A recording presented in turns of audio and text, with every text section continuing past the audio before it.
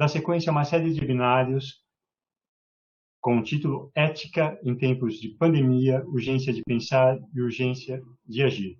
Hoje, para tratar de um tema extremamente relevante para a comunidade científica, sobre o tema Pandemia e Investimento na ciência, na pesquisa científica, temos a participação da professora Helena Nader e do professor Luiz Eugênio de Mello. Agradeço de antemão os professores por terem aceito o convite e deixo com as minhas colegas Maria Lúcia Formigoni, com quem presido o IAC, a professora Marisa Russo, do grupo Neuro iSelf, a condução dos trabalhos. Eu gostaria inicialmente de agradecer a presença de vocês dois, que são pessoas muito requisitadas e que imagino que estão exaustas nessa altura do campeonato, não só pela luta que fazem diariamente pela ciência, mas por todas as outras atividades. Então, eu acho que aqui nem precisamos lembrar o currículo dos professores, que é conhecido por todos. Professor Luiz Eugênio, no momento, como diretor científico da FAPESP, professora Helena Nader, com toda uma história à frente da SBPC, da ciência brasileira, lutadora incansável, professora titular da nossa Escola Paulista de Medicina, e então gostaria de agradecer, e não vamos gastar tempo com o que é possível vocês verem no Lattes ou em outras fontes e perder a oportunidade de ouvi-los. Muito obrigada. Marisa? Então, da minha parte, eu acho que também só gostaria de agradecer. Eu faço minhas palavras da professora Maria Lúcia. Eu acho que é uma grande honra ter duas grandes personalidades que podem fazer uma síntese, exatamente um raio-x da ciência brasileira no momento em que a gente se encontra, e agradecer realmente a presença dos dois. E passar a palestra, e eu daria agora a voz à professora Helena Nader, que se quiser começar. Muito obrigada, Marisa. Uma honra estar aqui, Maria Lúcia, Ivo. Nós estávamos um pouquinho antes conversando, todos ex-alunos, né? Você não, Ivo, porque você é mais novo ainda. Isso é das humanas. Luiz Eugênio, meu ex-aluno. Então, já abri o jogo com a idade. Mas, para mim, está aqui, na minha instituição, minha alma mater, que é a razão de ser, né, a gente continuar nessa luta, é uma honra, e arrumar espaço para estar aqui não é um favor, é uma obrigação. Realmente muito importante, principalmente o trabalho que o Instituto vem fazendo.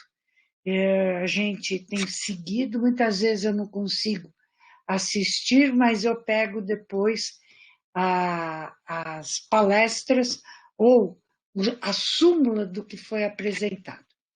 Para nós hoje, coube a gente ter uma discussão com a nossa comunidade, todos aqueles que estão nos assistindo, em relação a como está a ciência, não em relação à sua produção, não em relação às tecnologias, não em relação à inovação, não esses números, mas como é que nós estamos em relação ao financiamento.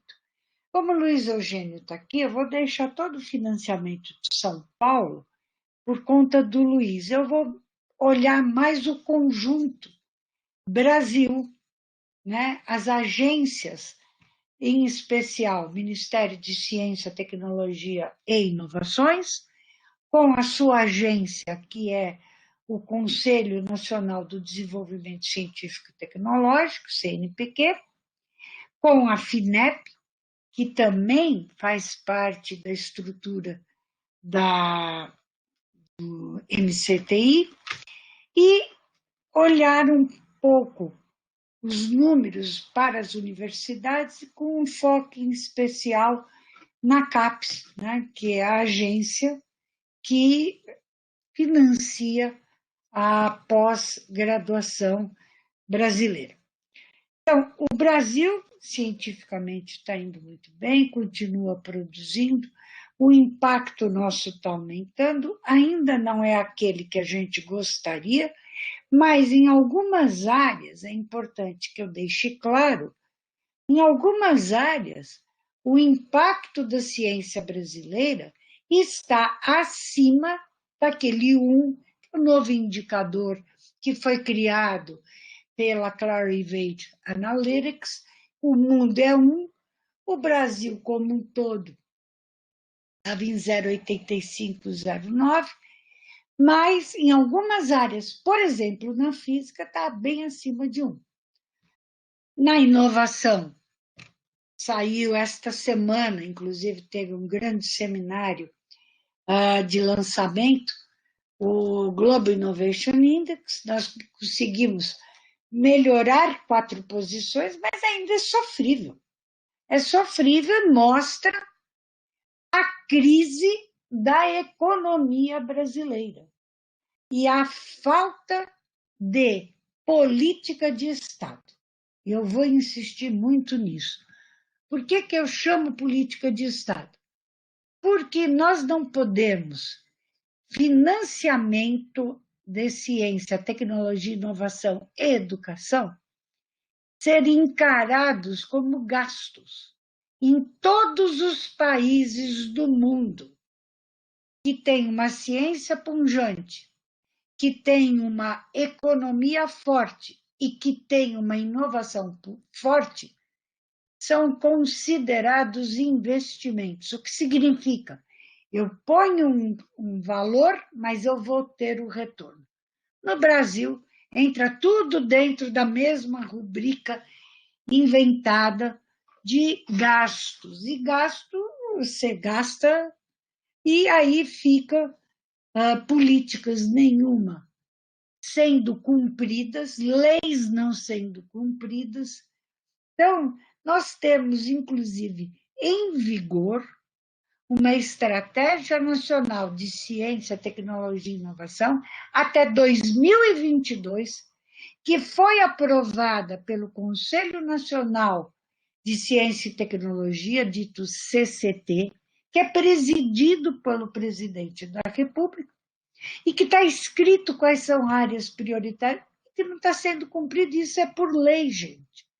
Então, no Brasil, infelizmente, né, e aqui eu gostaria até que o Ministério Público estivesse nos ouvindo, porque eu sou a favor da transparência, eu lutei muito pelo marco legal da ciência, tecnologia e inovação, para essa parceria público-privada, tem que ser muito claramente olhado, mas as leis não são cumpridas no Brasil. Então, qual é o valor da lei? É isso que eu fico me perguntando aos 72 anos de idade. Por que eu tenho uma lei que é para ser cumprida e não é cumprida e ninguém pode fazer nada? Então, o que está acontecendo com o financiamento é um desmonte da ciência brasileira. E não é que é neste governo, ele vem vindo. A gente teve um pico áureo de grandes investimentos ainda no governo do presidente Luiz Inácio Lula da Silva, em que houve o descontingenciamento do Fundo Nacional do Desenvolvimento Científico e Tecnológico, que deu aquele aumento no financiamento, e depois voltou a contingenciar. Só para os senhores terem uma ideia, este ano o FNDCT tem cerca de 6 bilhões de reais e foram liberados para investimento 680 milhões. Pasmem, pasmem. Então, o dinheiro está lá, é um dinheiro que veio de impostos, é um dinheiro que é criado por lei e não pode ser usado, porque o governo contingencia. Então, o que nós estamos lutando hoje? Para que esse FNDCT, que é gerido pela FINEP, passe a ser um fundo contábil e financeiro, de tal maneira que ele não vai poder mais ser contingenciado. Foi aprovado por 72 votos no Senado e um voto contrário, e agora está na Câmara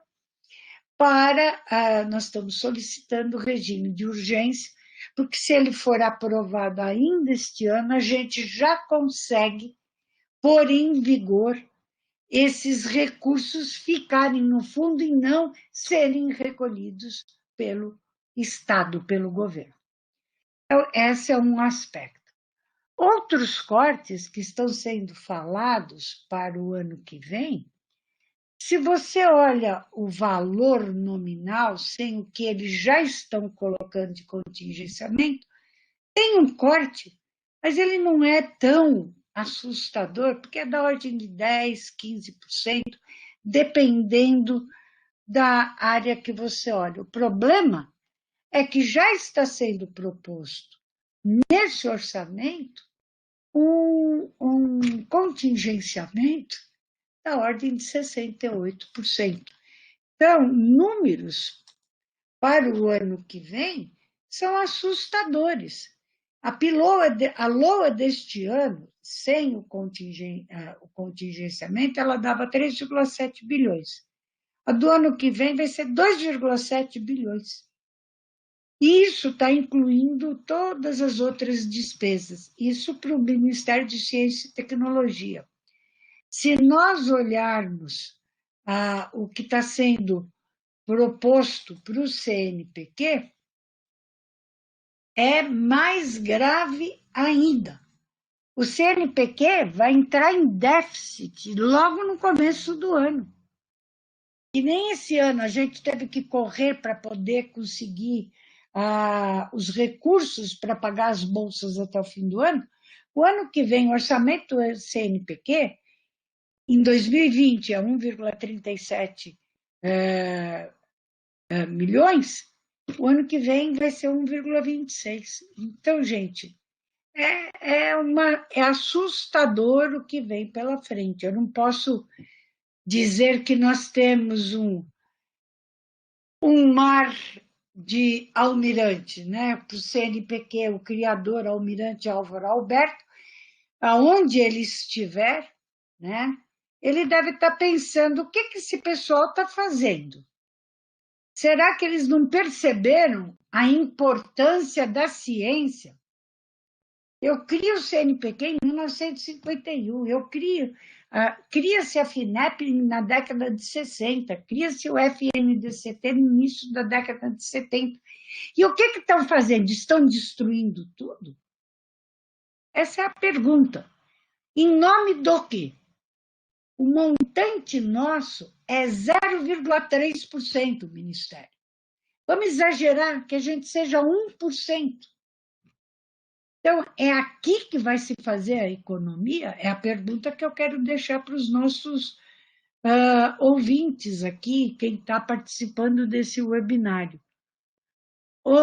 E antes de encerrar, vou trazer mais duas coisinhas que eu acho que é importantes, se eu tenho mais 5 minutinhos. Eu gostaria de colocar para vocês o corte, e isso vocês viram, saiu nos jornais, e vai além do Ministério de Ciência e Tecnologia. Os senhores viram a proposta de orçamento para a Embrapa. Quer dizer, a Embrapa, junto com as escolas de agricultura, é que geraram essa quantidade de recursos que tornou o Brasil muito competitivo, para não dizer o líder, porque é o líder da segurança alimentar no mundo. E o corte da Embrapa, pessoal, vai ser da ordem de 70%. Então, é tiro no pé. Mais ainda, nas universidades e nos institutos federais, a queda, o corte, né, proposto nas despesas discricionárias vai estar da ordem de 17,5% nas universidades, 16,5% nos institutos. E aí, mais 2 breves comentários. Tudo isso em função de uma legislação que foi feita, que é assustadora. Eu vou começar com a Emenda Constitucional 95. A Emenda Constitucional 95, né? Ela, pessoal, os 17 Objetivos do Desenvolvimento Sustentável, criados pela ONU, a agenda chamada 2030, ou seja, a agenda para 2030. Pois bem, a agenda do nosso país, no que se refere a financiamento e gastos de todas as atividades, está bloqueada e vai diminuir cada vez mais até o ano de 2036, que é até onde vai a Emenda Constitucional 95. Então, ela é uma camisa de força e ela considera tudo junto: educação, gasto, ciência, gasto, e, importante, temos que pagar a dívida pública. Eu não estou dizendo que não tenha que pagar, que eu acho que ela tem que ser equalizada, e é isso, inclusive, que o FMI, no seu relatório de 2018, escreveu. Então, outra coisa que também vale a pena todo mundo dar uma lida é no último livro da Mariana Mazzucato, que ela coloca exatamente isso, e agora ela está falando das economias no mundo que vão ter que se rever em relação à Covid. Então, nós estamos, na minha visão, na contramão do resto do mundo. A outra coisa maravilhosa que está na nossa Constituição também é a chamada regra de ouro. Então, a gente tem duas coisas: a Emenda Constitucional 95 e a regra de ouro, que diz que não pode gastar, né, além não pode expandir a dívida pública. Este ano nós tivemos, pela anuência, aprovação do Congresso, aí podia gastar, então se quebrou a regra de ouro. Para o ano que vem, o que está sendo proposto, a regra de ouro volta a valer. Então, para onde nós vamos caminhar em relação a financiamento? E no meio disso tudo, né, diferentemente do Brasil, nos Estados Unidos, o Trump manda cortar o orçamento da ciência, o Congresso aumenta o orçamento da ciência. Manda cortar da educação, o Congresso aumenta o financiamento da educação. Igualzinho aqui. É idêntico. Não tem diferença. E mais, outra falácia. Quem paga a ciência nos Estados Unidos é o Estado. E não é só nos Estados Unidos. Na Inglaterra, na Europa, a inovação é que é um negócio chamado chão de fábrica, que é feito pela indústria. É outros 500. O que não quer dizer que a indústria também não invista na universidade. Então, a China, que o PIB caiu esse ano, os senhores viram um artigo, acho que foi na Nature, eu agora estou meio confusa, acho que foi na Nature ou na Science, mais certo na Nature. A semana passada ou final da semana retrasada. Eles estão com o PIB caindo e eles resolveram aumentar em 10% o financiamento em ciência, tecnologia e inovação e aumentaram o em ciência básica. Então, eu deixo essa pergunta: quem que está certo? Nós, com essa brilhante economia, com uma inovação que está incrível, né? Que, frente aos recursos cada vez menores, com uma universidade e institutos de pesquisa que estão ficando estrangulados, ou as Singapuras da vida, as Coreias, os Estados Unidos, as Inglaterras, as Franças. O governo francês está que é dito, né? O governo, vocês lembram todo mundo dos coletes amarelos? Que era o governo liberal, está lá jogando dinheiro na educação, na ciência, para gerar emprego. Então, essa é o meu... Eu estou meio amarga hoje, estou triste, porque quando eu peguei esses últimos números da Piloa, foi assustador. E eu quero mais uma vez agradecer ao Instituto da minha alma mater, o honroso convite, e ainda mais junto com o meu brilhante ex-aluno, Luiz Eugênio Araújo de Mello. Obrigada, gente.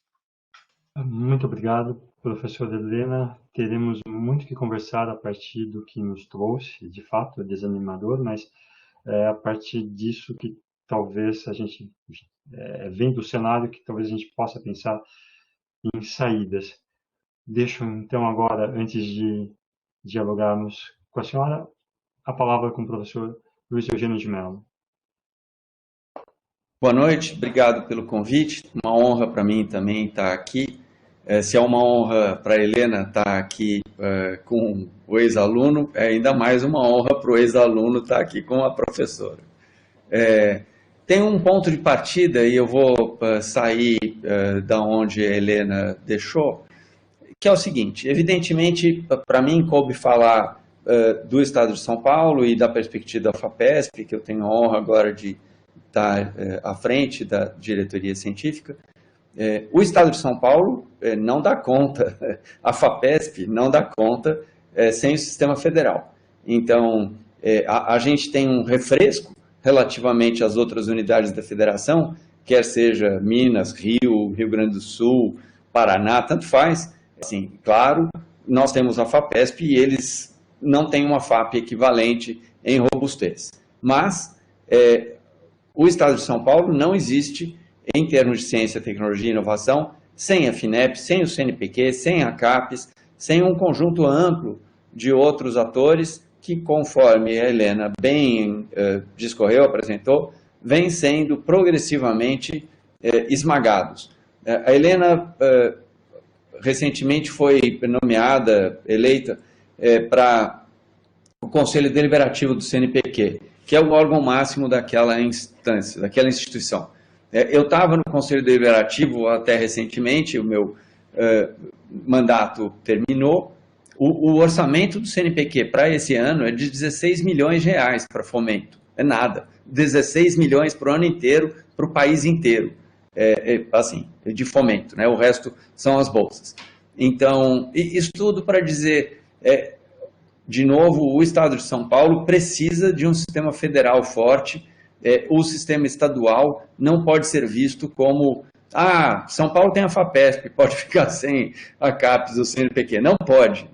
São Paulo precisa da FAPESP, mas também precisa do CNPq, precisa da CAPES, precisa da FINEP, precisa das N outras instituições. É também relevante esse aspecto que a Helena bem levantou. Saiu há poucas semanas atrás, acho que semana passada, quanto foi a queda do Produto Interno Bruto dos diferentes países no segundo trimestre de 2020. E a queda foi grande para todo mundo, foi de 9,7% ou 9,4% para o Brasil, mas foi de ordem semelhante de magnitude para vários outros países, maior ou menor do que a nossa. O ponto é, em todos esses outros países também tem crise, também está faltando dinheiro. E em vários deles, conforme a Helena bem indicou, o dinheiro está aparecendo, você tem novos recursos para a ciência, tecnologia e inovação. Eu estava hoje de manhã numa reunião de um fórum que chama-se Plataforma Transatlântica.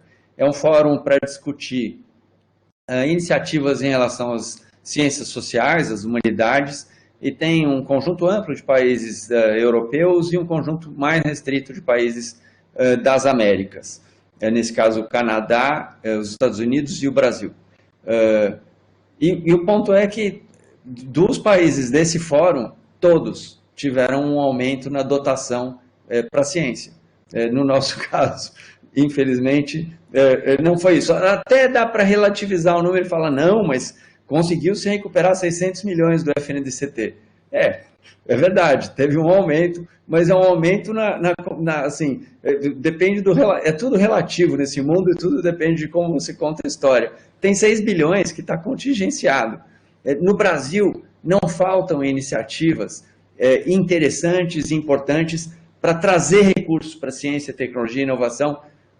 Os fundos setoriais, foi uma grande criação, foi uma ideia brilhante. E aí o que aconteceu? Não há coisa que o cérebro humano não consiga desvirtuar, ou não consiga dar um jeitinho e tirar a natureza que imaginava ter. Então, nesse caso específico, dos fundos do FNDCT, ou especificamente dos outros fundos setoriais, todos eles foram contingenciados, e esse dinheiro, então, fica amarrado, e tem uma série de iniciativas para desamarrar esse dinheiro, mas isso ainda não vem tendo efetividade. Espero que esses projetos possam ser aprovados. No Senado, especificamente, um deles teve uma votação expressiva, a questão é ver nas outras instâncias. Mas indo para a FAPESP, ela tem uma grande vantagem de ser merecedora, por força da Constituição do Estado de São Paulo, Constituição feita em 1988, de 1% dos tributos arrecadados pelo Estado. Com esse 1%, o que acontece é que todo mês o Estado faz uma arrecadação X, Y, Z, e todo mês é repassado um volume de recursos para a FAPESP.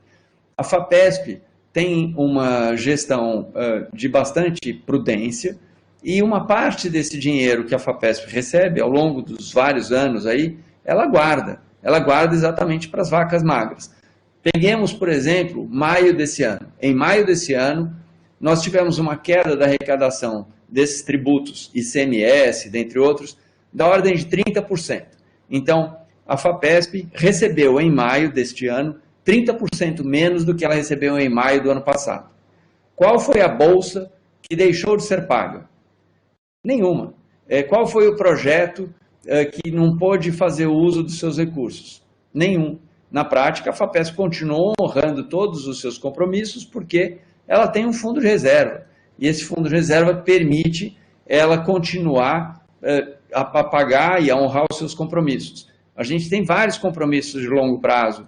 A tal da rede acadêmica de pesquisa, a internet que a gente usa nas nossas instituições, ela é toda custeada pela FAPESP, e isso é um custo em dólar, uma parte substancial dele. O dólar aumentou da ordem de 4,80, ou que seja, chegou a perto de R$6. Então, esses compromissos em dólar, vamos supor que os compromissos da FAPESP em dólar sejam na ordem de 100 milhões de dólares ano, juntando tudo, bolsas no exterior, compra de material de consumo, compra de equipamento, 100 milhões. Então, 100 milhões representava 480 milhões de reais, e aí, subitamente, passou a representar 600 milhões de reais. Assim, 120 milhões da noite para o dia, de gasto extra. Como é que você dá conta disso? E dá conta de dormir, que você vai continuar a pagar as contas? É porque você tem um fundo de reserva. Para nossa surpresa, de novo, a gente teve uma proposição de parte do governo de um projeto de lei 529 que está tramitando na Assembleia Legislativa do Estado de São Paulo e que versa, dentre várias outras coisas, sobre esse fundo de reserva da FAPESP e o fundo de reserva das 3 universidades estaduais paulistas, além de várias outras questões aí. Especificamente esse fundo de reserva da FAPESP não é um dinheiro que está lá sobrando para poder ser usado em um momento de emergência para quaisquer outros fins. Ele está sobrando porque ele foi guardado justamente para um momento de dificuldade, para continuar honrando os comprometimentos da FAPESP. Os comprometimentos da FAPESP, se a gente for traçar eles anualizadamente, eles somam hoje 1,6 bilhões de reais. Isso é, 1 bilhão e 600 milhões de reais. Se a FAPESP fosse fechada hoje, se ela recebesse zero dinheiro, ela tinha 1 bilhão e 600 para pagar, para honrar os contratos todos assinados. Como é que a FAPESP vai pagar tudo isso? Ela tem que ter um fundo de reserva, exatamente o que ela constituiu. Então, nesse momento, a gente tem buscado negociar, não só na Assembleia Legislativa e por meio de emendas parlamentares, várias delas que foram apresentadas, mas com o próprio executivo, mostrando o que é a relevância da FAPESP, o que é a função que a FAPESP vem tendo, e às vezes parece corporativismo, nós, cientistas, estarmos falando, claro, você é cientista, então o dinheiro para a ciência é importante, mas o dinheiro mais importante é o dinheiro para comprar o equipamento de proteção individual para os médicos e enfermeiros que estão lá na linha de frente atendendo os pacientes com Covid. Não, o dinheiro mais importante é o dinheiro para pagar o Bolsa Família ou o benefício que foi ou que está sendo concedido agora na época da Covid. Na prática, tudo isso é uma visão curto-prazista. A visão de que o investimento em educação, por exemplo, não é prioritário, é uma visão muito curto-prazista, né? O mundo sem educação, evidentemente, seria uma tragédia muito pior do que a gente vive hoje. E o mundo sem ciência, sem tecnologia, sem inovação, igualmente seria muito trágico, seria um horror. Na prática, não é uma visão corporativa falar que a ciência é relevante e é merecedora desse 1%, é só a gente olhar o que é a força da economia, muito em função do que é a força da ciência no estado de São Paulo. Não é à toa, São Paulo vem num desenvolvimento crescente e não é só fruto do café, mas é fruto do que o café teve uma praga e essa praga pôde ser tratada graças à ciência. Não é fruto só da indústria sucro-alcooleira, mas é fruto de que essa indústria aumentou a sua produtividade em mais de 20 vezes ao longo das últimas décadas. Não é fruto de um monte de coisas, mas é fruto da capacidade de formação intelectual e que tem tudo a ver com o desenvolvimento e com o investimento em ciência e em tecnologia. Então, eu acho que é nosso trabalho prioritário continuar a fazer ver aos dirigentes nas várias instâncias e à sociedade nas várias instâncias a contribuição que a ciência e a tecnologia dão. E nesse caso, falando especificamente da FAPESP, é o investimento nesse estudo da fase 3, da vacina que está sendo estudada pelo Instituto Butantan, é o apoio a esse levantamento epidemiológico chamado EpiCovid, e que nesse momento, na falta do investimento federal, a FAPESP, junto com Todos pela Saúde, está apoiando a conclusão das diferentes fases, que faltam ainda 4, 5 e 6, e com isso para a gente entender como é que está não só o espraiamento da doença, mas a partir de que momento a retomada da atividade pode acontecer. E esses são dois investimentos de grande volume de recursos que só podem ser feitos porque a FAPESP justamente tem um fundo de reserva e ela pode, em momentos críticos, apoiar projetos que sejam importantes. Além de outras chamadas específicas, não só associadas à Covid, mas porque é importante a gente, voltando para as ciências, quaisquer que sejam, astronomia,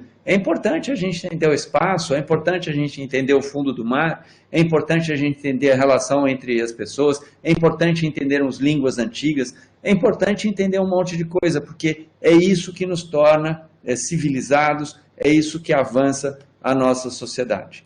Então, é isso que eu tinha para falar aqui como uma introdução ao assunto e esquentar a perspectiva do debate. Muitíssimo obrigado, Luiz Eugênio, por tudo que nos trouxe. Agora, eu acho que certamente a gente pode, enfim, ampliar, de fato, o debate, porque as questões são muitas, são diversas.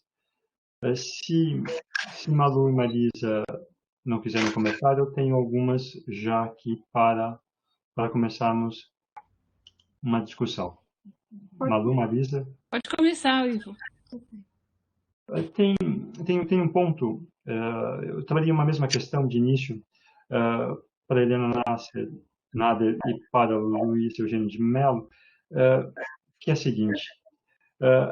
A Helena começou a sua fala dizendo do vigor da ciência brasileira, né? E na sequência trouxe todos os contingenciamentos que vêm ocorrendo nos últimos tempos. Luiz Eugênio, por sua vez, trouxe o que ocorre nesse momento com a FAPESP, né? E o quão frágil é, digamos assim, uma instituição do porte da FAPESP, uma vez que uma mudança de legislação pode fazer tudo bascular do dia para a noite, né? Ou seja, tanto num caso quanto no outro, a questão, enfim, a ciência, ela tem um seu outro, digamos assim, tem a sua outra face, que é a política, né? Ou seja, qual o embate, tanto num caso como no outro, né, para que não haja, em nível nacional, uma derrocada completa dessa nossa ciência, que ainda tem um tanto de vigor, ou no caso de São Paulo, em que a pesquisa, mesmo dependendo das demais agências de fomentos nacionais, CNPq, FINEP, etc., com a FAPESP, tem como andar assim com uma facilidade maior, a diferença do que ocorre em âmbito nacional, né? Então, qual o embate que devemos ter para que esse quadro minimamente seja revertido, em particular nesse momento em que uma pandemia dessas dimensões nos afeta? Bom, o que eu vejo é o que nós estamos fazendo. É buscar o diálogo, e a gente tem buscado com o executivo, e o executivo aí não só na figura do presidente da República, mas na figura dos seus ministros. Então, o diálogo com o ministro de Ciência e Tecnologia e Inovações é franco, aberto, está sendo feito, mas o diálogo com aquele que tem a caneta que corta, que é o Ministério da Economia, não é por falta de pedir audiência, de pedir reunião. Não se consegue. Então, nós,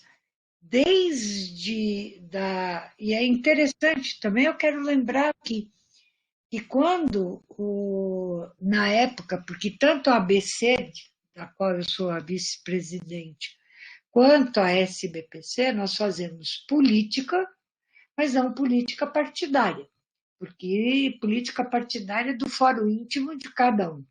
Mas a política, né, é uma atitude que tem que ser exercida pelo cidadão.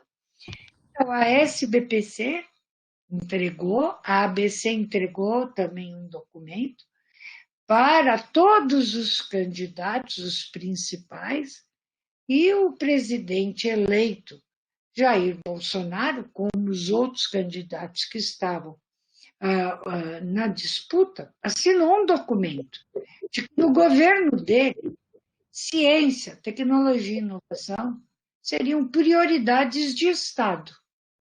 Então, eu tenho documento assinado. Não consigo ter uma reunião com ele para mostrar o documento assinado. Se ele fizesse aquilo que nós estamos pedindo, que é a reunião do CCT, que ele preside, onde vêm os diferentes ministros, onde vêm os empresários, sociedade civil, vem todo mundo, todos os atores, a gente poderia estar fazendo isso. Então, o que, de novo, eu insisto, o Brasil, isso é um defeito da política brasileira, eu vou dizer da política brasileira, que não consegue ter política de Estado. Se você olhar um país do nosso tamanho que não tem saneamento básico, é o reflexo da ausência de política de Estado. Porque como é que eu corto uma faixa de um esgoto subterrâneo? Como é que eu explico o dinheiro? De novo, são prioridades, e sem a educação adequada, que o que nós precisamos para a nossa população, ela não percebe aquilo que lhe é de direito que está sendo tirado. Porque parece que ele está recebendo um favor. Não, um favor de eleger um deputado, eleger um senador, um vereador, um deputado estadual. É ao contrário. Então, as pessoas acabam até esquecendo em quem votaram. E quando o pessoal chega em Brasília, ou aqui em São Paulo, na cidade ou no estado, acho que eles chegaram lá porque eles são lindos, gostosos e maravilhosos. Não, eles chegaram porque tem uma população que te deu uma função de defender. Mas poucos são os brasileiros que percebem isso, Ivo. Então, no Congresso Nacional, a gente, ao longo, eu estou nessa luta no Congresso já há muitos anos, a gente conseguiu interlocutores legais que estão frente parlamentar da educação, a frente parlamentar da ciência e tecnologia, comissões mistas, mas é um trabalho de, sabe, porque muda a legislação, é outro que é eleito, a gente fica na torcida para aqueles que sempre estavam do nosso lado, e infelizmente, uma ideia, vários que lutaram para o marco legal da ciência, tecnologia e inovação, para poder a universidade fazer a parceria público-privada, não foram eleitos. Não foram reeleitos. Então, você tem que começar tudo de novo. Eu vejo dessa forma, queria te dar uma resposta muito mais legal, mas é o que nós temos e não é de hoje. Infelizmente, não é de hoje. E fica, né, os jornais que poderiam estar ajudando, às vezes ajudam, outras vezes não. E às vezes interpretam até os fatos, né, como nós, professores universitários, somos o grupo que mais lesa a pátria. Os altos salários, é o que fala a mídia. A forma administrativa que tem que vir é porque nós, funcionários públicos, somos lesa a pátria. Eu não acho que eu estou lesando nenhuma pátria. Eu sei o quanto eu ganho, eu sei o quanto o governo tira do imposto e eu sei o quanto eu dou de retorno. Gostaria de ver outras pessoas mostrarem o olerite e dizer, olha o que eu fiz. Eu posso mostrar. Eu sei o quanto eu ganho. Então, também essa falácia, mas a gente não consegue nem esse espaço. Não se fala nem que hoje a universidade, o professor que entra na Universidade Federal, já não é de carreira. Ele já não é mais estatutário. Isso já foi extinto na época do presidente Lula, não é nem desse governo. Eu não sei que mais reforma que querem. É não substituir os quadros? É entregar tudo para a iniciativa privada? Eu estou muito mesmo. Será que eu poderia engatar uma pergunta junto com o professor Ivo? Primeiro, realmente ver o cenário triste que eu acho que a gente tem da ciência diante do que a professora apresentou. Luiz Eugênio deu uma luz um pouco melhor da FAPESP, mas eu acho que a gente está no cenário mundial. A diferença que eu vejo é que, como a professora Helena Nader falou, todos os países já tinham um problema com o financiamento da pesquisa. A diferença é que, numa época de crise, o primeiro instinto que eles tiveram, como Estados Unidos, né, Europa, China, Austrália, foi investir na ciência. Então, eles simplesmente tiveram o reflexo de verificar que tinha alguma coisa muito urgente para ser feita e imediatamente tentaram sanar, entre aspas, aquilo que talvez vinha com uma pequena dificuldade, que é o investimento em ciência. Enquanto que países como México, Brasil, América Latina, eles diminuíram o investimento.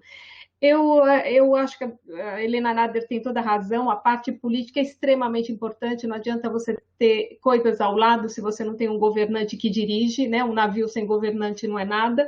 Mas eu queria pensar também numa outra parte. Nós, a partir do momento que tem um país democrático, e eu quero acreditar ainda nisso, o cidadão tem uma força muito grande para tentar obter coisas junto ao parlamento, ao Senado, e eu acho que existe uma necessidade profunda de fazer uma cultura científica muito mais forte entre as universidades, difusão científica, então existe essa necessidade urgente para nós. E eu vou fazer uma pergunta mais que eu tinha feito até para o outro palestrante da semana passada, que existe também outros modos de financiamento, porque o meu medo é a gente ficar esperando muito de um lugar que não vai dar, e que depois, como eu lembro, tem um artigo francês, eu não me lembro aonde, mas a pessoa dizia assim, quando a crise é muito rápida, né, imediata, às vezes o investimento massivo na ciência, ele vem atrasado, e nem sempre você consegue recuperar o tempo perdido.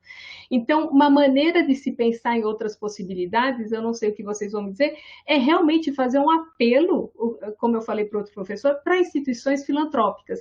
E eu sei que a USP e a Unicamp, ela tem meios, né, de filantropia, onde elas pegam esse dinheiro que é doado para as universidades, e lá fora a gente tem uma tradição das pessoas, ex-alunos, ex-empresários que foram formados pela universidade, de fazer a doação desse dinheiro, não de maneira direcionada, como diz a professora Helena Nader, para projetos a curto prazo que revertam diretamente, né, naquela empresa, mas não, aquele dinheiro que se dá e que a universidade seria gestora para distribuir conforme ela achasse que seria interessante. O que a gente tem de projeto para melhorar esta doação dessas empresas, dessas pessoas de filantropia, para que possa ajudar nesse financiamento da ciência? Ou ele não é necessário ou não seria expressivo?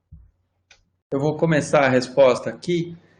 Na prática, a legislação no Brasil ela é diferente da legislação, sobretudo nos Estados Unidos.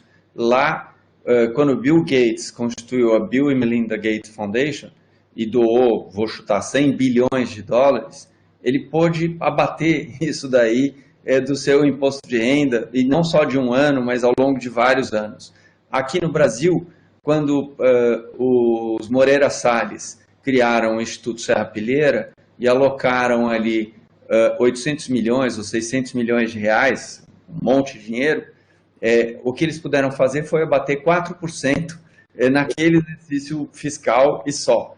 Então, existe uma diferença muito grande no incentivo que se dá. O atual governo, na verdade, por tudo que eu leio no jornal, o que o Paulo Guedes busca fazer é cortar essas possibilidades de, entre aspas, desvio de dinheiro.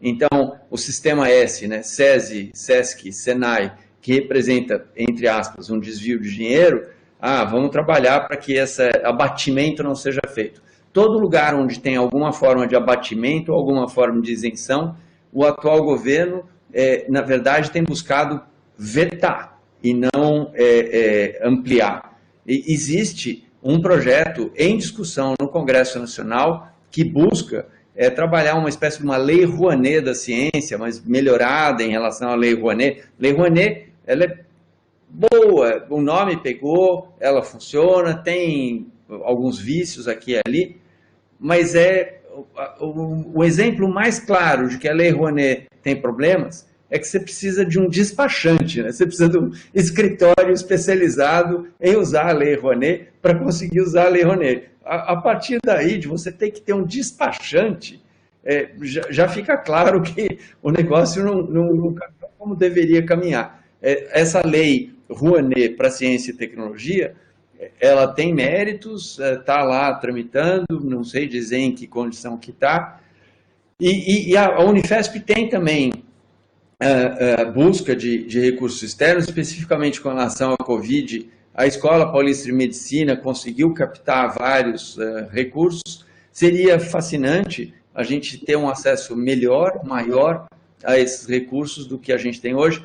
A comparação com o exterior menos traduz um egoísmo dos nossos milionários e mais traduz um atraso das nossas leis para que isso aconteça.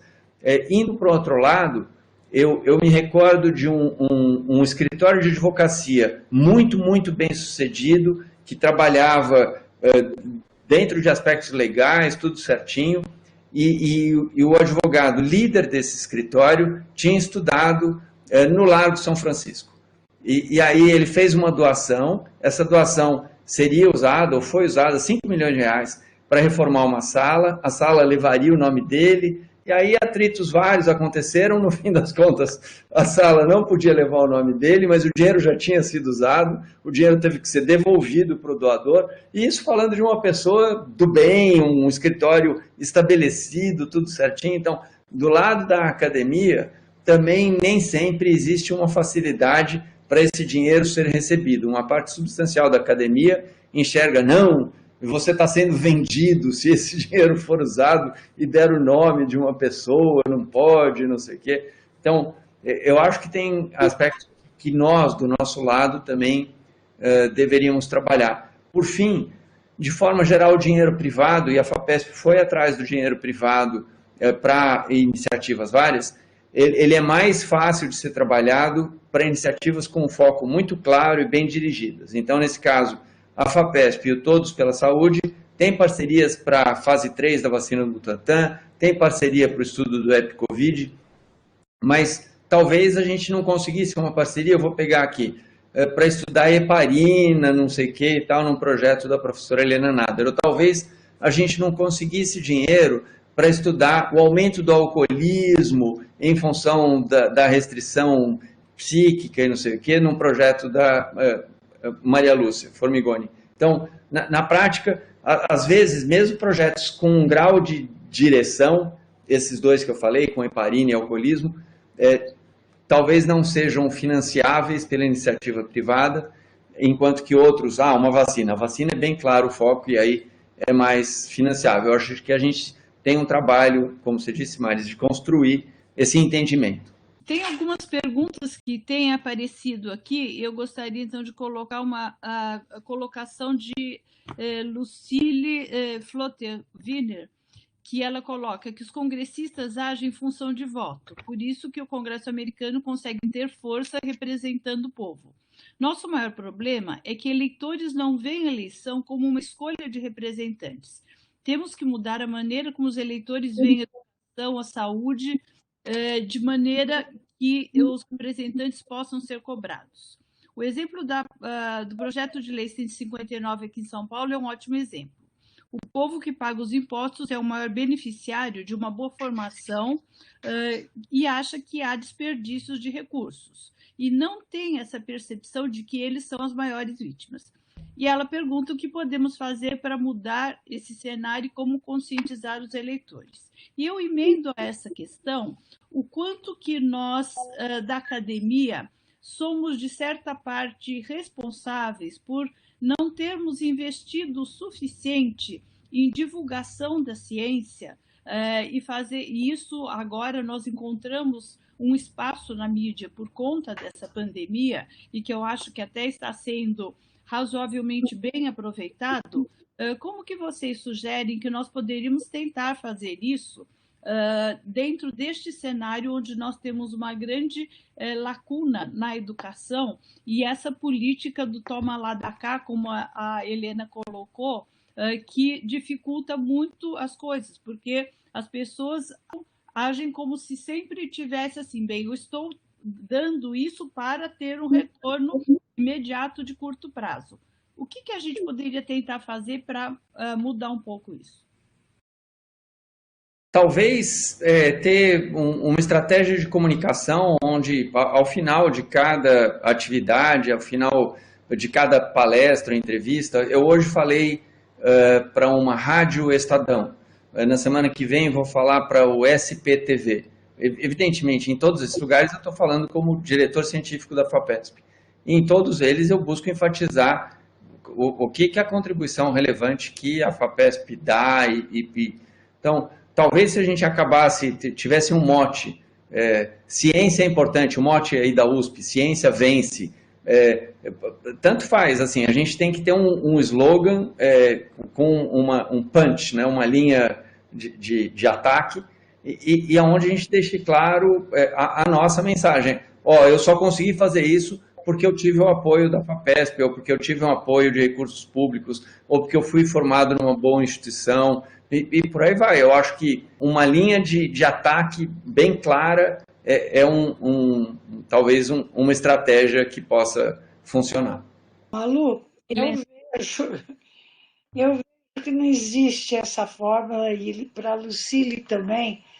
Lucile, acontece que, e aí a gente vai entrar numa discussão do voto. O voto nos Estados Unidos, nós que já moramos lá algumas vezes, sabemos, é diferente do Brasil. O cara sabe que se não fizer aquilo que ele prometeu, ele não vai ser reeleito, que ele é ligado ao distrito onde ele está. Então, eu não quero entrar, mas faz uma diferença para países continentais como Estados Unidos e Brasil, você ter a referência daquele que você está votando para o teu microcosmos. Aqui não, aqui acabou. E tem a boiada. O cara leva vários quando, né, abriu a porteira. Aí só que abriu a porteira para entrar, vocês lembram disso? O voto da legenda, que melhorou, mas não acabou.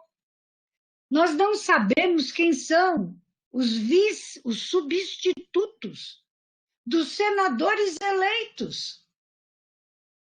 É uma aberração.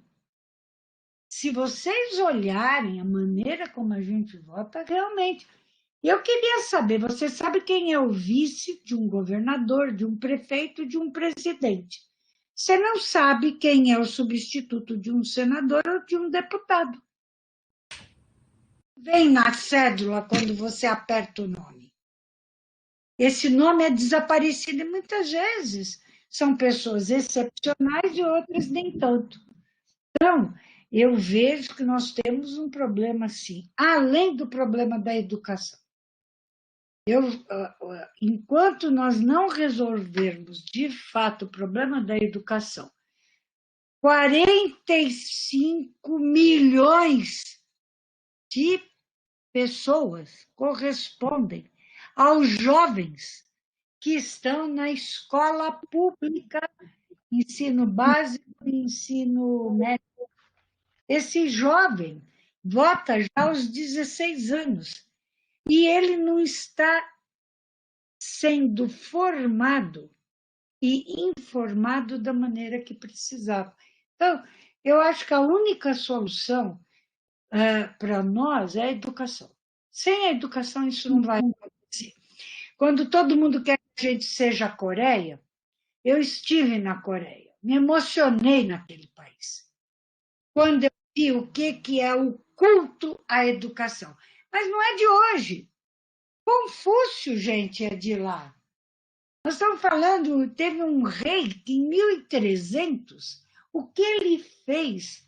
Um negócio dos direitos da mulher amamentar, da mulher se afastar na gravidez e o marido por um mês. Nós estamos falando de 1300. Então, é uma cultura diferente. Não estou dizendo que eu quero aquela, mas eu também quero que aqui a nossa cultura dê o direito a todas e todos de almejar a educação para poder daí escolher, porque senão ele vai ser enganado. Ele vai ser enganado. Vai ser enganado por falsas promessas, por uma bolsa, por um auxílio, que amanhã desaparece. E o direito dele de cidadão ele não conhece. Você pode verificar isso. A Marisa, melhor do que eu, que está na área lá das humanidades, sabe? O nosso povo não tem noção do que ele tem o direito. Ele acha que ele está recebendo, quando, na verdade, é a nossa obrigação. Eu só queria colocar uma coisa junto com a professora Helena Nader, que a gente nem conhece, desconhece os nossos direitos. Eu acho que esse é o principal problema. A gente não consegue nem reivindicar porque não se acha dono de certos direitos. E os dados, eu acho que a gente não tem dados. Eu estou aqui com os dados da OECD, que mostra que a gente tem, em termos de escolaridade superior, 18% só da população em escolaridade de nível superior. E não vou nem entrar no mérito dos analfabetos, semi-analfabetos, escola infantil, mas um país que tem só 18% da população com curso superior completo, já tem uma dificuldade em pegar essa ciência para dar continuidade a uma cultura científica. E fora que esses 18%, uma grande parte também vai embora, né? Que a gente tem a evasão dos cérebros que está se reiniciando novamente. A gente teve uma leva que voltou e agora a gente está voltando a sair de novo, né? E a outra coisa que eu ia perguntar para o professor Eugênio é mais uma dúvida de alunos mesmo, né? Digamos assim, que a gente vê em época de Covid, é uma época onde você tem todo esse dinheiro, como a professora Helena Nader falou, contingenciado, diminuído, restringido. Eu queria saber, a FAPESP, diante disso, né, em relação às bolsas e ao financiamento de pesquisa, ela reestruturou as porcentagens, o que vai para a pesquisa básica, o que vai para a pesquisa humanas, o que vai para... Ela reestruturou a sua porcentagem, porque eu acredito que a FAPESP tenha um estudo tanto vai para cada área, ela já tem mais ou menos programado.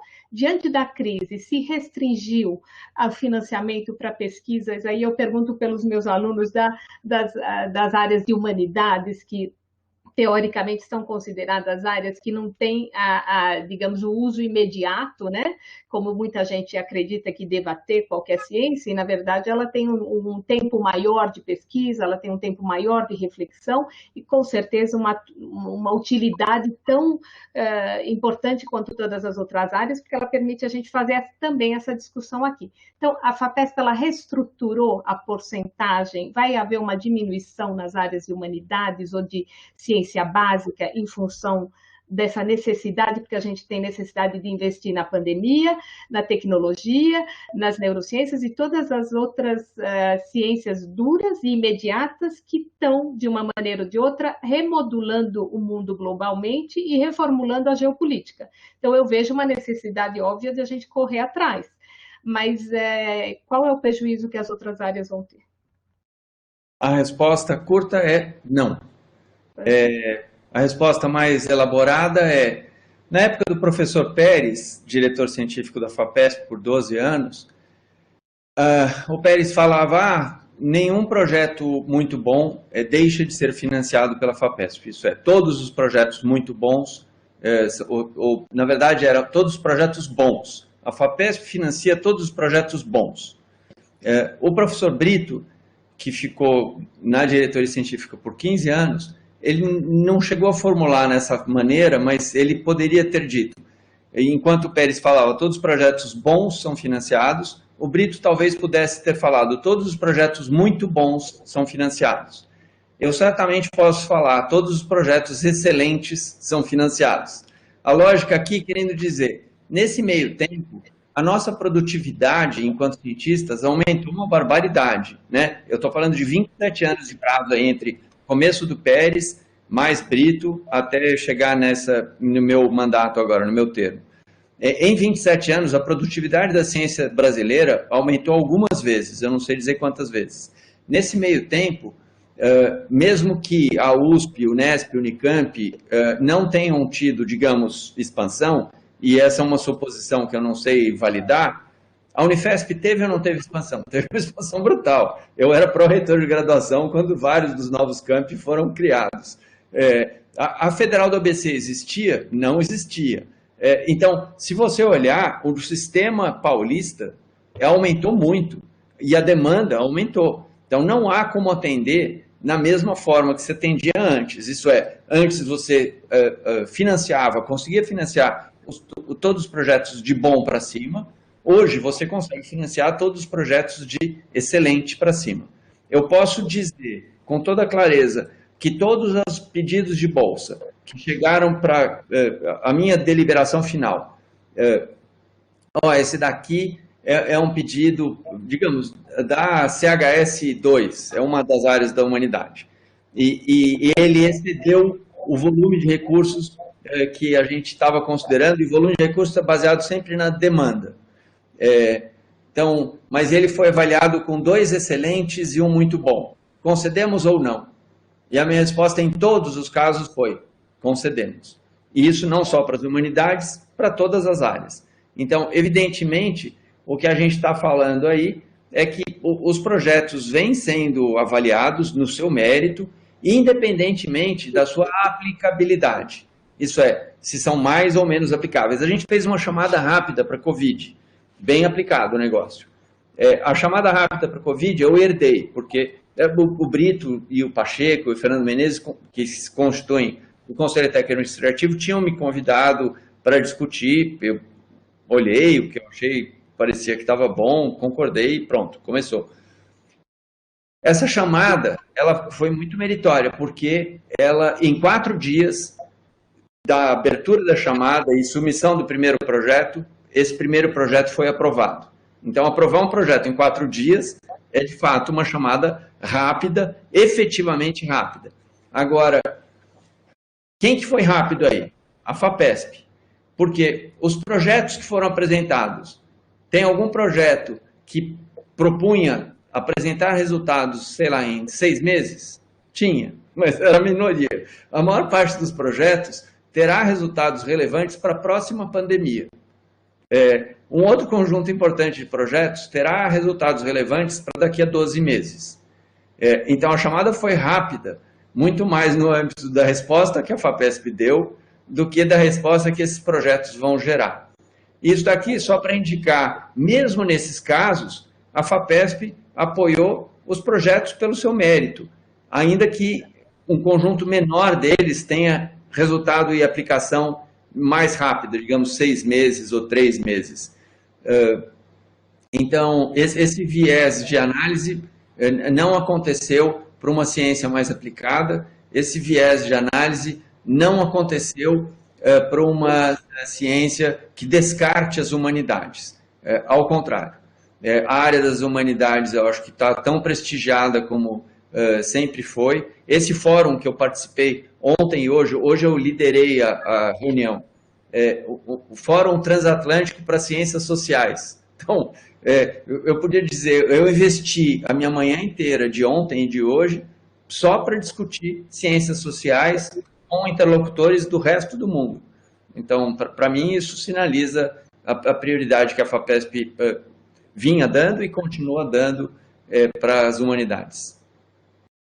Luiz, emendando um pouquinho com o que você coloca, você acha que, e tendo essa resistência do governo de manter o residual, digamos, do orçamento da FAPESP para os próximos anos, de quem é o papel de brigar por isso? É da FAPESP, é dos pesquisadores, é da população? Como que a gente deve encarar nesse momento isso? De onde vai vir uma força que talvez seja suficiente para evitar que a FAPESP acabe sendo muito reduzida, considerando toda essa importância que a FAPESP tem para o Estado de São Paulo? Obrigado, Malu. Eu acho que vem dos estudantes, as várias associações de pós-graduandos, outras entidades de classe de estudantes, vem da Academia de Ciências do Estado de São Paulo, que está fazendo um papel muito bom, muito engajado de defesa da ciência do Estado. Vem de vários interlocutores. Evidentemente, a FAPESP e o governo é como marido e mulher. Ao final da crise conjugal, tanto marido e mulher continuarão casados e continuarão tendo que conviver. Então, é muito importante que a FAPESP sempre esteja aberta ao diálogo e é o que ela vem buscando fazer. Agora, a força das diferentes organizações, digamos, a do Unifesp ou as universidades, digamos, a Universidade Federal de São Paulo, por ser federal, ela tem uma posição de luta que é diferente das estaduais. A voz da Federal de São Paulo em defesa das estaduais é quase que uma voz desinteressada, é uma voz de uma terceira parte. a voz da Federal de São Paulo em defesa da FAPESP poderia até se considerar uma voz interessada. De qualquer forma, interessada ou desinteressada, eu acho que tem um conjunto grande de atores que podem falar. Uma das falas que eu ouvi foi da... Estou tentando lembrar o nome da atriz, Camila Pitanga, num manifesto, acho que da FAO, da Faculdade de Arquitetura e Urbanismo da USP. E, evidentemente, na hora que uma pessoa com uma visibilidade, uma presença pública, como a Camila Pitanga, fala em favor da ciência e contra o projeto de lei 529, é muito positivo. Então, quanto mais pessoas falarem, além, inclusive, do nosso ambiente, tanto melhor. E essas pessoas podem ter posturas, inclusive, mais aguerridas, mais fortes. Eu concordo com o Luiz, Balu. Inclusive, ficou muito bom e a sociedade civil se envolveu. E eu achei extremamente relevante o documento que saiu das federais, incluindo, acho que até o ITA assinou, a favor, né, da reivindicação das universidades de parceria com as públicas paulistas, colocando que aquilo é uma afronta ao sistema de educação e ciência do Estado. Então, ele colocou bem, isso é cerrar fileiras desinteressado, porque com a FAPESP sempre vão dizer, vocês têm um bias, vocês são parte interessada. Mas o federal, quando mandou, eu vibrei com as cartas e, infelizmente, continuar, eu vejo que tem que continuar mandando mensagem cada dia para cada um dos deputados, lembrando, eu até acho que vale a pena fazer um levantamento. Você estudou em universidade pública? Qual foi? A USP, a que você quer degolar? Ou foi a Unesp, que você também está pensando em acabar? Ou é a Unicamp? Você está entendendo? Você fez doutorado? Você fez iniciação? Quer dizer, ou você tem filho? E dizer que as universidades públicas paulistas são da elite é falar da década de 40, pelo amor de Deus. Hoje, a universidade tem uma chegada, tanto a USP, quanto a Unesp, quanto a Unicamp, de ações afirmativas que mudou o perfil da universidade. Então, também isso a gente tem que combater, porque muito ainda fala. Você vê, eu estou falando desinteressadamente, eu ainda continuo, não vou me aposentar, só na expulsória, então não é que eu estou de saída para a USP, embora fazer uma brincadeira, se for olhar meu currículo, vai dizer, ela é interessada, porque ela é da Cátedra Olavo Setúbal de Arte, Cultura e Ciência, que é um título, então não é verdade. O que eu vejo é isso. Nós temos que, porque às vezes a gente acha que já deu. Não. De tal maneira mandar mensagem que vai chegar numa hora que a caixinha estoura. E alguém vai ter que livrar e ler. Então, continuar mandando. E a FAPESP vai ser a mesma coisa. Porque chamar de superávit, que é o nome, porque eu até, como do conselho, eu achei que o nome superávit, mas é um nome jurídico. E que está na prestação de contas que a FAPESP encaminha para os procuradores, para aprovação. Mas não é superávit. Aquilo, inclusive, é dito pela Constituição que ela tem que fazer.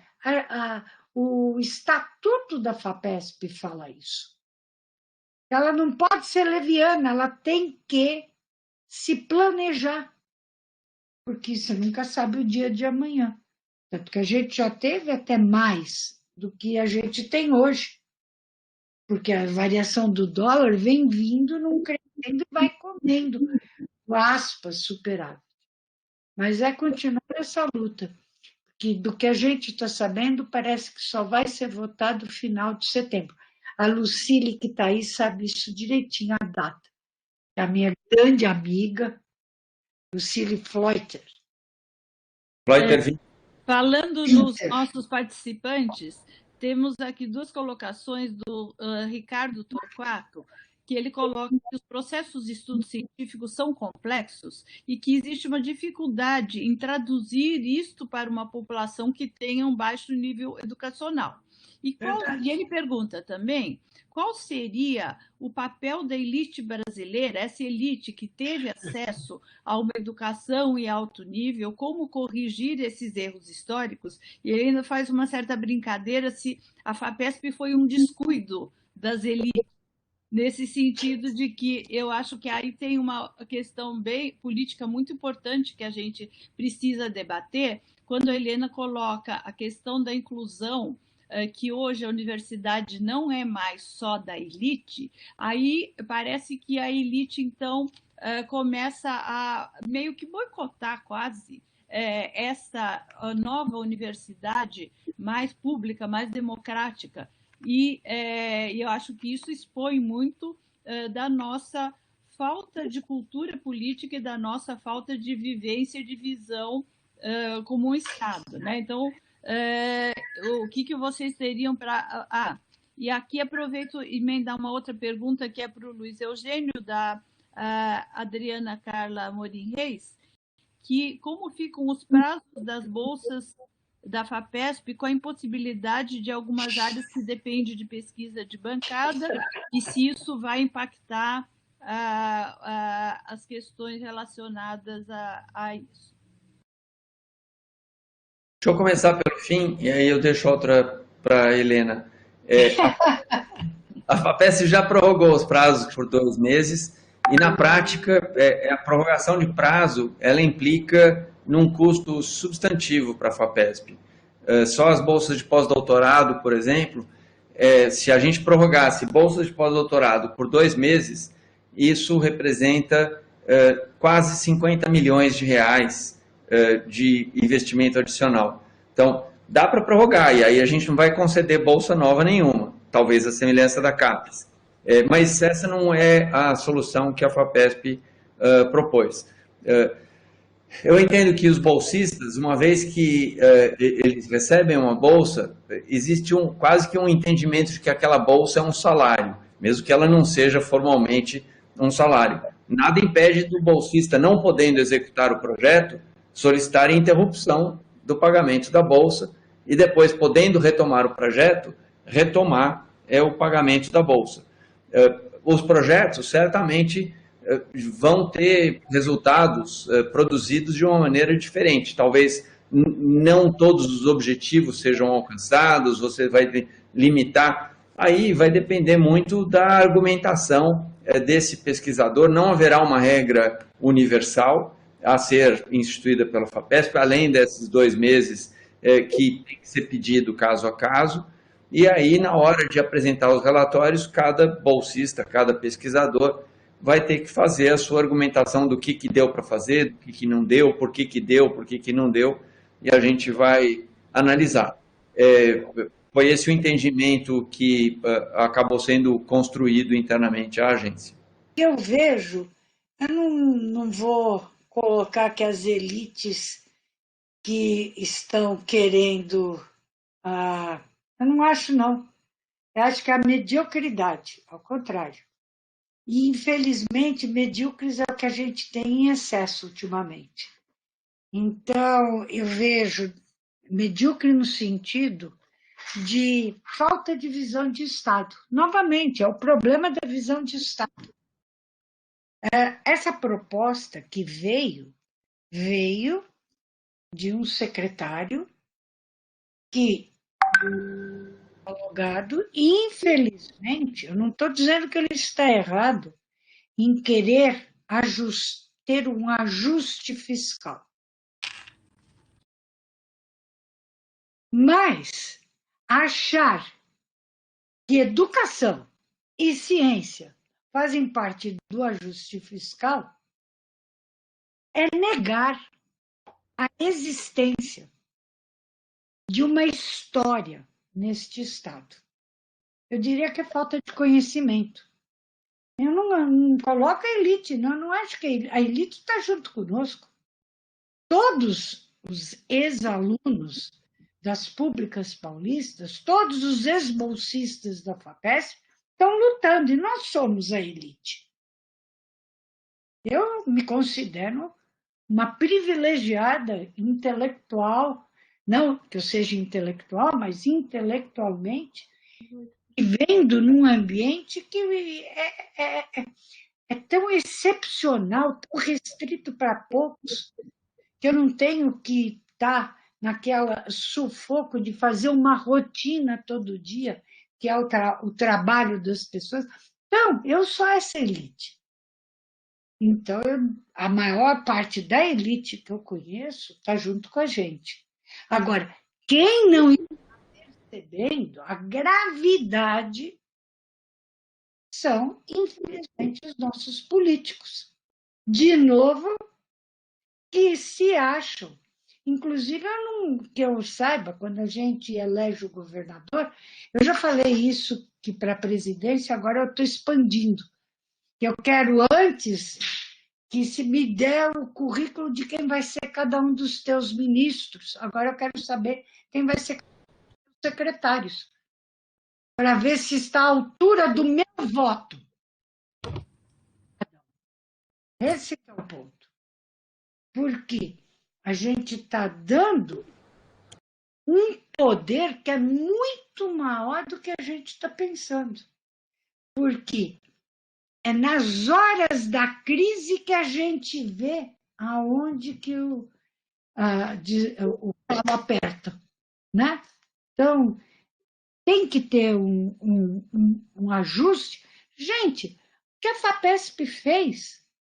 A credibilidade da FAPESP é que trouxe o dinheiro da iniciativa privada. Isso não iria para governo. A credibilidade dos cientistas, pesquisadores. E essa credibilidade é que levou aquele projeto científico para a vacina no Butantan. Então, é ambivalente. Tem horas que eu acredito que das conversas que a gente teve com o governador, ele estava altamente sensibilizado. Eu não sei se ele está sendo tão informado de tudo que está acontecendo. Eu quero pensar que não. Eu realmente espero pensar que não. Que não é possível, quando ele viu a crise que foi o final do governo, do final do governador Alckmin, quando sumiu o dinheiro da FAPESP. Eu era presidente da SBPC na época. E saí feito o Brito chegou para mim e disse: você é bem informada, né? Eu falei: eu tenho amigos em tudo que é lugar. E a gente saiu no grito. Então, a gente já teve outros momentos e vencemos. Vencemos porque a educação e a ciência são as prioridades que deveriam existir em qualquer país que quer ser justo e democrático de fato. Então, eu faço um apelo ao governo, se estiver me ouvindo, é claro que não vai estar, mas amigos dele, talvez, que ele preste atenção. Essa economia minha avó tinha um ditado que todo mundo sabe: a economia é a base da porcaria. Andiamo, a economia não vai dar certo. Você está economizando 3 milhões hoje, sei lá, pegando das públicas, mas você vai morrer na praia daqui 5 anos. Esse que é o ponto. a visão do economista é de curto prazo. Não enxerga que ciência é um projeto de longo prazo. Educação é projeto de longo prazo. Então, eu discordo, viu, Ricardo? Gosto muito de você, mas eu discordo. Não são as elites, não. As elites, né, as do café, as do leite, seja, eu acho que estão com a gente em defesa da Universidade Pública Paulista e da FAPESP. Mas você não acha que talvez ele esteja falando mais da elite econômica do que necessariamente da elite educacional? Porque, infelizmente, a gente vê no país... Mas a elite econômica, os empresários todos, eu conheço vários, inclusive que fazem parte do Conselho Superior da FAPESP, que são dos altos, né, de grandes, estão todos na luta pela universidade pública e pela FAPESP. Não tem essa visão. Agora, é claro que vai ter algum que eu não conheço ainda bem, não quero ser apresentada também, por favor. Eu tenho bastante gente que não gosta de mim, então não preciso de mais gente. Mas os que eu conheço, foi que nem na luta pelo marco legal, como também agora no do FNDCT. A indústria, eu acho que está mudando. Por isso que eu ainda continuo lutando, viu, Malu? Eu acho que de 10 anos para cá houve uma mudança já de comportamento para melhor. Antes você falava a indústria estava de um lado e a gente do outro, e brigando, como se os dinheiros ou é dele ou é meu, e não é nosso, do país. O que a gente pode fazer para fazer o país melhor? Eu gostaria de fazer uma questão rápida para ambos, para irmos encaminhando para o final da nossa conversa. Enfim, a professora Helena já praticamente respondeu nesse final de resposta dela, que é a seguinte questão: em meio a esse contexto de cortes, de contingenciamentos, de recessão, etc., quais são as perspectivas para o investimento na ciência ela mesma, ou para a ciência ela mesma, se esse quadro persistir? O que podemos aguardar no curto prazo, já imediatamente, se isso se mantiver? Bom, com respeito à FAPESP, eu volto para esse ponto. A FAPESP recebe 1% da dotação tributária aí do Estado de São Paulo. Esse 1% é garantido em Constituição, então tem essa garantia. Existe, evidentemente, um dispositivo que se chama Desvinculação das Receitas de Estados e Municípios, DREM. Essa DREM ela pode ser aplicada, resultar numa subtração de 30% de recursos. Mas no caso da FAPESP, isso teria que ser uma mudança constitucional. Para mudar a Constituição, não é uma coisa trivial. E se isso não for via mudança de Constituição, a questão fica mais complicada, porque aí ela é juridicamente frágil. Então, no caso da FAPESP, existe uma discussão relativa ao tal do superávit, que não é um superávit, mas eu entendo que, neste momento, a discussão com o governo já passou e já deixou à margem a discussão da DREM. Não há uma discussão da aplicação da DREM, pelo menos esse é o meu entendimento hoje. Então, o orçamento da FAPESP, hoje, inclusive, esse mês, a gente já tem uma apuração relativa a um parcial de agosto. O parcial de agosto deste ano, ele é 4% abaixo do agosto do ano passado. 4% da situação presente é como se fosse um mar de almirante, como a Helena estava falando. Então, né, 4%, nossa, maravilhoso, só 4%. Então, é isso, assim, a economia do Estado de São Paulo está se recuperando, há sinais claros na arrecadação tributária, então a perspectiva para a FAPESP não é ruim, excetuada a discussão pontual desse superávit que aí é uma questão de denominação e que a gente não entende como superávit. Então, mas a gente não está falando, nesse momento, o próprio governo está falando da manutenção do repasse mensal com base no 1%. Então, a perspectiva da FAPESP não é de todo ruim. Bom, o que eu vejo no âmbito federal aquilo que eu disse, se a gente conseguir convencer o nosso Congresso Nacional, difícil, mas não quer dizer que não tenha que tentar, que a emenda constitucional 95 está prejudicando o país e não levando ao crescimento, se nós conseguirmos levar para o Congresso Nacional o que diz a cartilha do FMI, eu não estou falando de nenhuma cartilha da extrema esquerda, eu acho, né? Ou se a gente conseguir mostrar para o Congresso Nacional o que uma das 5 maiores economistas do mundo, Mariana Mazzucato, tem falado e proposto, eles vão ver que a emenda constitucional como está vai acabar com o país, a não ser que a gente queira privatizar tudo. Porque a proposta que está levando para a Embrapa, que é a que está dando recurso ainda para esse país sobreviver, é assustador. Então, é esperar que eles não façam o contingenciamento. Se a regra de ouro puder ser expandida para o ano que vem, nós vamos, é claro, continuar lutando para ter.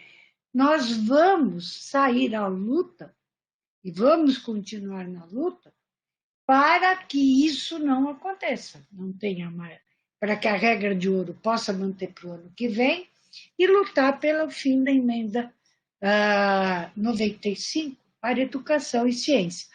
Ninguém achava que o Fundeb ia ser aprovado, e foi. Demorou, gente, mas foi aprovado. Foi aprovado com muita garra, com muita luta, com muito convencimento. E agora, está lá.